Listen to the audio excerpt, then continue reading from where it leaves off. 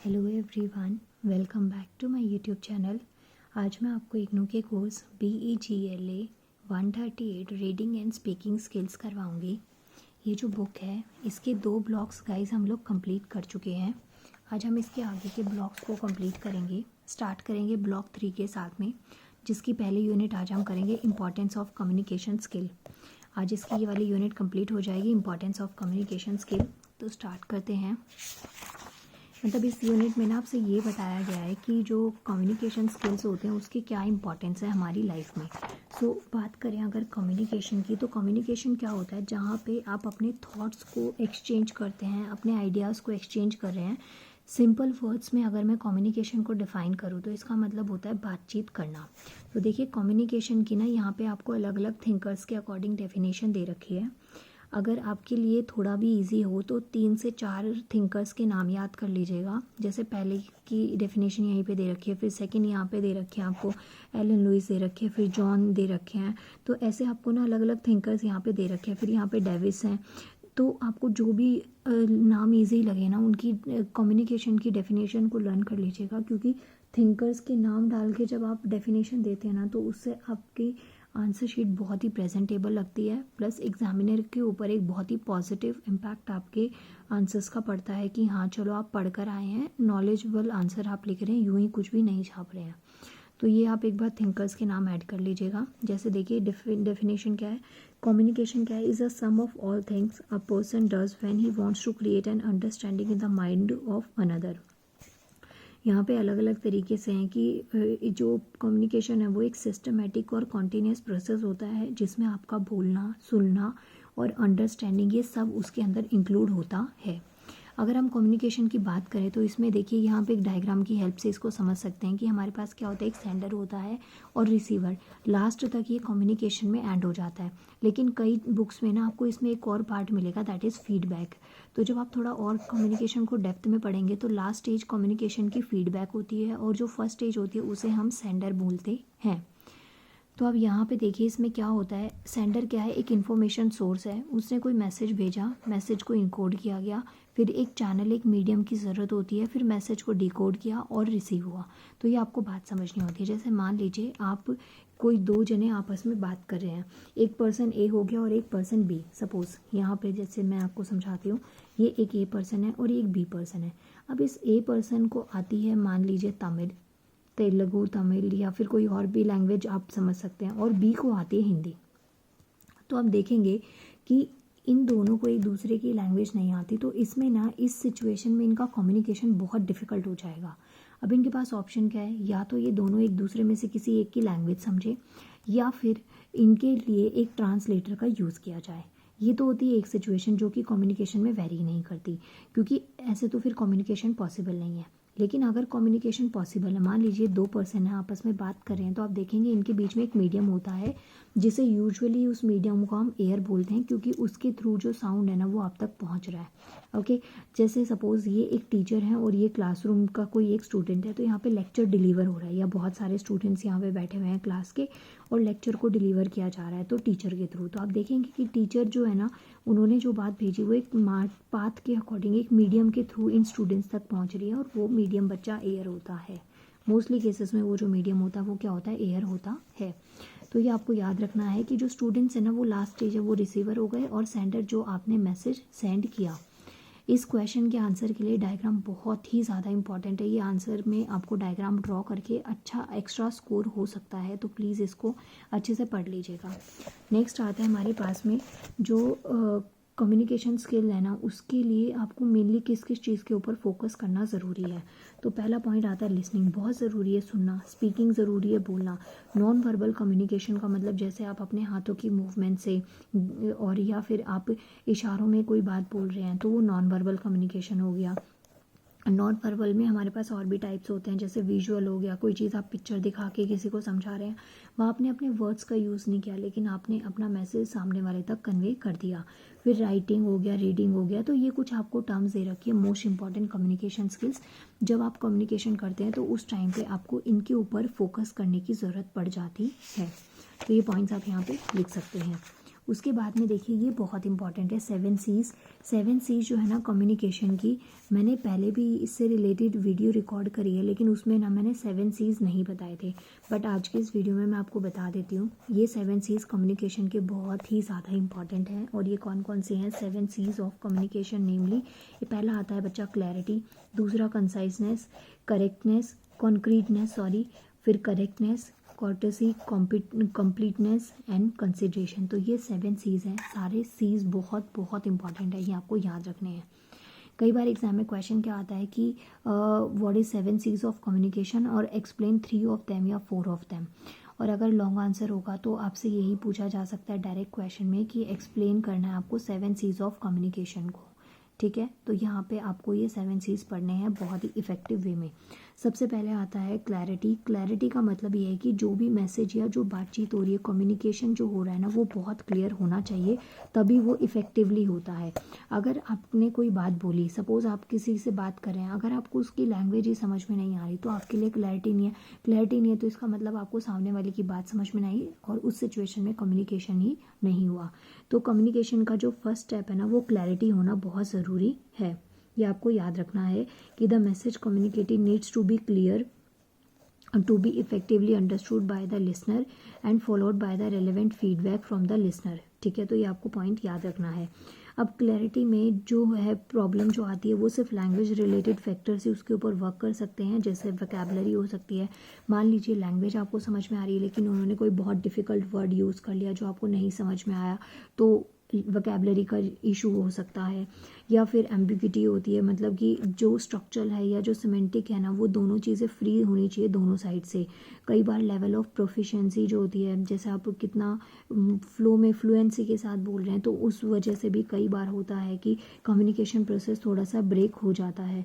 फिर जार्गोनाइजेशन होता है, जैसे कि इसमें ये चीज़ लिख सकते हैं आप कि कई बार होता है डिफरेंस जो लेवल ऑफ वोकैबुलरी होता है प्लस जो प्रेफरेंस होता है। कई बार होता है आपको ना साइंस भी पढ़ते वक्त आपको नॉर्मल लैंग्वेज में समझ आते हैं, कुछ आपको टेक्निकल टर्म्स नहीं समझ में आती, तो ये पॉइंट्स हो सकते हैं। या फिर इवन जो अरेना होता है, तो वो सब की वजह से क्या हो सकती है, दिक्कत आ सकती है। तो क्लैरिटी का अगर कम्युनिकेशन में इशू होगा तो वो इन वजह से हो सकता है। ये पॉइंट्स आप अपने आंसर में इंक्लूड कर सकते हैं।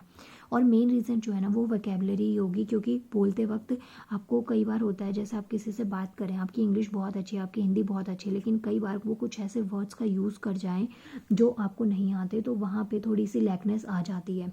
क्योंकि जब आप मैसेज पे बात कर रहे हैं तो आप एक बार को सर्च कर लेते हैं, गूगल कर लेते हैं जब आपको मीनिंग समझ में नहीं आया, लेकिन अगर वो चीज़ आपकी फेस टू फेस हो रही है तो उस सिचुएशन में आपके लिए कोई भी चीज़ को सर्च कर पाना है या थोड़ा इंटरप्ट हो जाता है, मतलब थोड़ा अच्छा भी नहीं लगता है। तो ये पॉइंट आपको याद रखना है।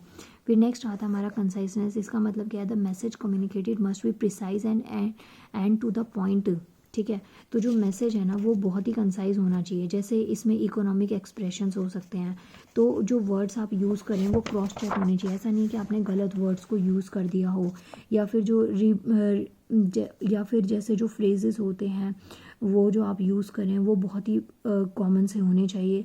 ऐसा भी नहीं है कि बहुत ही अनोइंग फ्रीक्वेंसी आप बार बार एक्सप्रेशंस की यूज़ कर रहे हैं, तो उस सिचुएशन में ना लिसनर को इतना ज़्यादा इंटरेस्टिंग नहीं लगेगा और कम्युनिकेशन बैरियर क्या हो जाता है, क्रिएट हो जाता है। फिर आता है substituting cluttering phrases. Cluttering phrases का मतलब जैसे due to the fact that, या इतना बड़ा फ्रेज है, इसकी जगह आप वर्ड यूज़ करते हैं बिकॉज यूज़ कर सकते हैं। Is of the opinion that की जगह आप बिलीव्स कर सकते हैं, विद द एक्सेप्शन ऑफ की जगह एक्सेप्ट कर सकते हैं। तो ऐसे जो वर्ड्स हैं ना, ये कंसाइज वर्ड्स होते हैं। आपने इनको सटीक वर्ड्स को यूज़ किया और आपकी कम्युनिकेशन बहुत इफेक्टिव बन जाती है। प्लस कुछ जो चीज़ें हैं, यहाँ पे इतना बड़ा आपको पैराग्राफ दे रखा है, इतने वर्ड्स को यूज़ करके, आई मीन इन पॉइंट्स को आप यूज़ ना करके इन छोटे चीज़ों में भी वर्ड्स को एक्सप्लेन कर सकते हैं, तो टू बी यूज। आप देखेंगे कम्युनिकेशन इंटरेस्टिंग जब लगता है जब आपका एक इंटरेस्ट डेवलप होता है। अब ऐसा नहीं है कि आप बहुत ही हैवी वर्ड्स या फिर आप बहुत ही स्ट्रॉन्ग वोकैबुलरी का यूज़ कर रहे हैं, तो उस सिचुएशन में आप देखेंगे कि ना कम्युनिकेशन सही तरीके से नहीं हो पाती है। प्लस कई बार हम ज़रूरत से ज़्यादा सुनने पे भी बोर हो जाते हैं, तो हमें एक ना लिमिटेड टाइम में एक लिमिटेड वर्ड्स के साथ में अपनी या किसी सामने वाले की बात एकदम क्लियरली समझ आ जाए, कुछ ऐसी चीज़ों की हमको ज़रूरत रहती है। फिर नेक्स्ट आता है हमारा कंक्रीटनेस। तो ये क्या होता है कि idea conveyed must be specific and provide the listener a straight forward image of the intended message. फिर इसमें आपको क्या करना होता है कि जो आप मैसेज कन्वे करें ना वो बहुत ही स्पेसिफिक होना चाहिए। मतलब कि जो लिसनर है उसको एक प्रॉपर जो मैसेज है ना वो कन्वे बहुत ही प्रॉपर वे में होना चाहिए। स्ट्रेट फॉरवर्ड इमेज जो है ना वो उसकी मैसेज की बननी चाहिए। फॉर एग्ज़ाम्पल जब आप किसी से बात करते हैं, कुछ भी जब आप किसी से बात करते हैं तो वो ना उन वर्ड्स को यूज़ करके एक इमेज अपने दिमाग में क्रिएट करने लग जाते हैं। तो अब उस सिचुएशन में सपोज़ अब वो जो इमेज क्रिएट हो रही है ना, तो आप देखेंगे कि अगर आपकी कम्युनिकेशन में बैरियर्स हैं, आप प्रॉपर तरीके से अपनी बात को नहीं समझा पा रहे हैं, तो उनकी दिमाग में वो इमेज क्रिएट नहीं होगी, वो चीज़ों को इतना अच्छे से रिलेट नहीं कर पाएंगे। तो ये पॉइंट्स आप यहाँ पे एक बार थोड़ा सा रीड कर सकते हैं।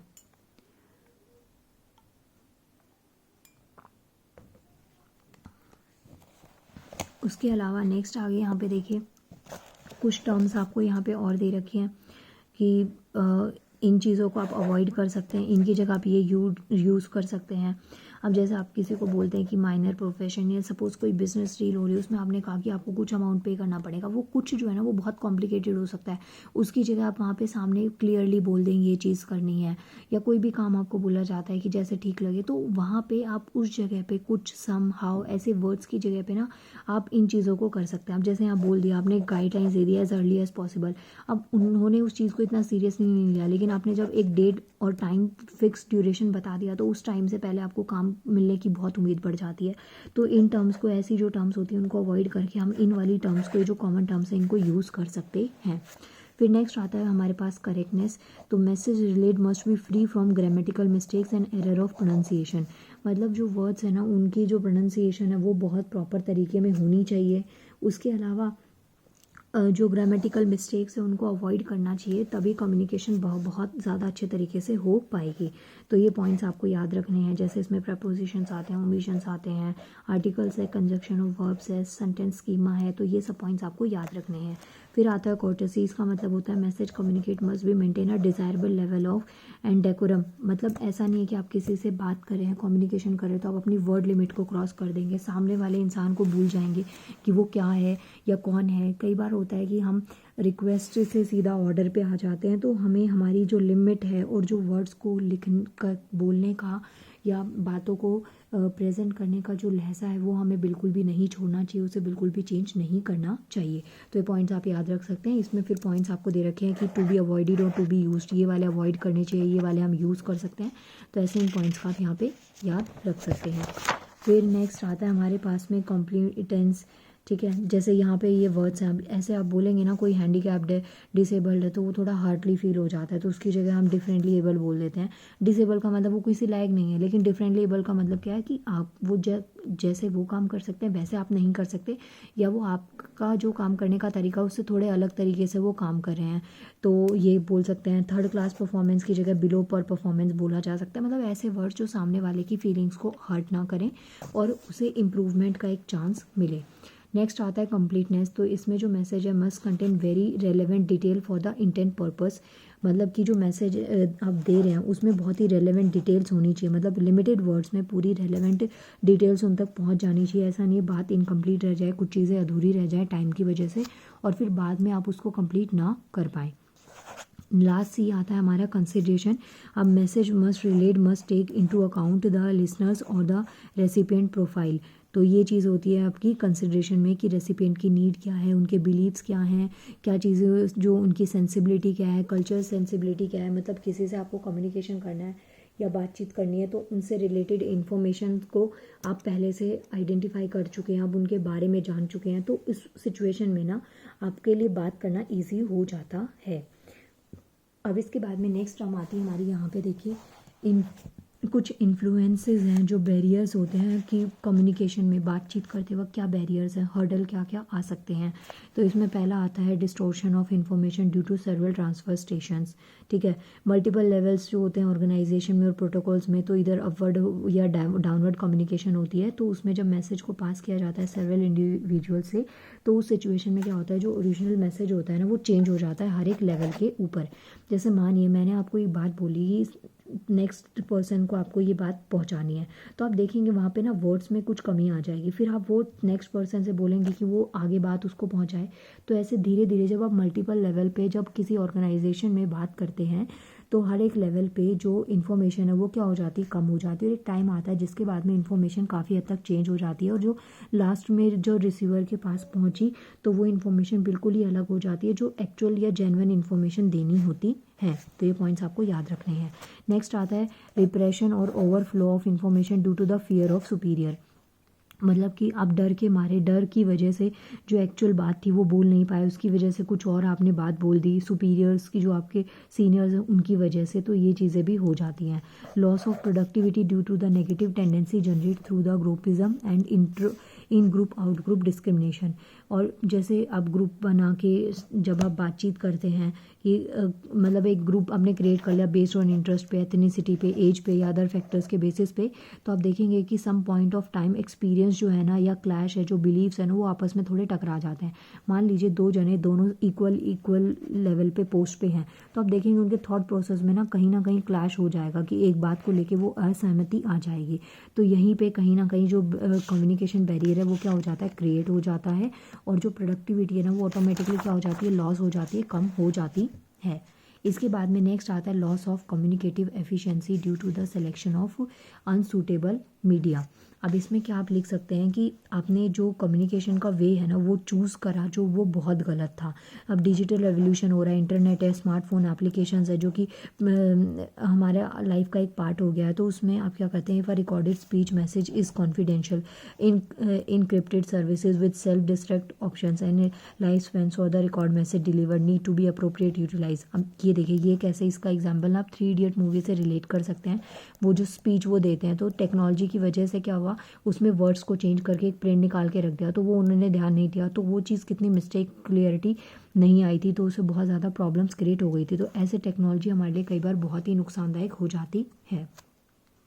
और ये पॉइंट्स आप यहाँ पे आराम से लिख सकते हैं। ये काफ़ी ज़्यादा टफ नहीं थे बट हाँ ईजी भी नहीं है। आप इसमें आराम से अपने वर्ड्स को भी यूज़ कर सकते हैं, तो इतना ज़्यादा ऐसा नहीं है कि आपको नहीं समझ में आएगा। थोड़ा ईजी है, थोड़ा टफ है, बट हाँ आपको ये चीज़ करनी है। इसके अलावा इस यूनिट में और कुछ मुझे लगा नहीं।